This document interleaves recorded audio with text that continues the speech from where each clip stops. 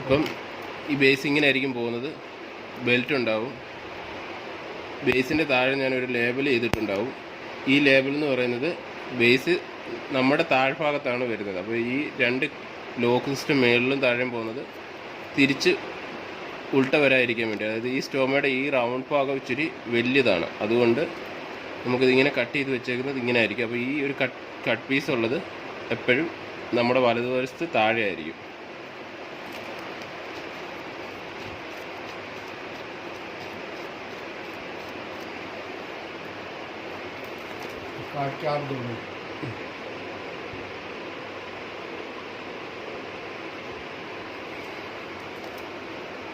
हाँ, एक काट के ही दे देना ना उनको। हाँ, कट के देता है। हाँ, काट के दे देना तुम जब आओगे तो 23 को।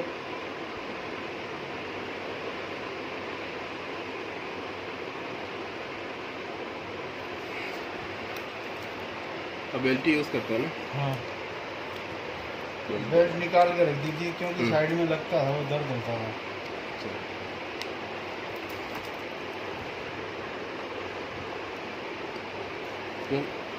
മെഷർമെൻറ്റ് ഏകദേശം നമ്മൾ ഇതാക്കിയിട്ടുണ്ട്. ഇത് ഇങ്ങനെയാണ് ഇരിക്കുന്നത്. അപ്പം ഈ ഒരു ഭാഗം ഇച്ചിരി വലുതായിരിക്കും. അപ്പോൾ ഇതുകൊണ്ട് കട്ടിങ് നമ്മളിവിടെയാണ് വെച്ചിരിക്കുന്നത്. താഴ്ഭാഗം തിരിച്ച് നമുക്ക് ഒരിക്കലും വെക്കാൻ പറ്റത്തില്ല. കാരണം ഇവിടെ കൂടുതലും ഇവിടെ കുറവും എന്നുള്ള രീതിയിൽ വരും. കണ്ട് ഇവിടെ സ്കിന്ന് കാണാൻ പറ്റും. അപ്പോൾ അതുകൊണ്ട് ഒരിക്കലും അങ്ങനെ വെക്കാൻ പറ്റത്തില്ല. ഈ കട്ടിങ് ഭാഗം എപ്പോഴും വലതുവശത്ത് താഴെയായിട്ട് വരും. അത്രയേ ഉള്ളൂ.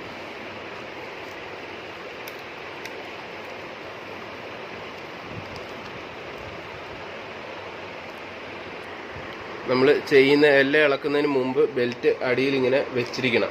അടിയിൽ വെച്ചതിന്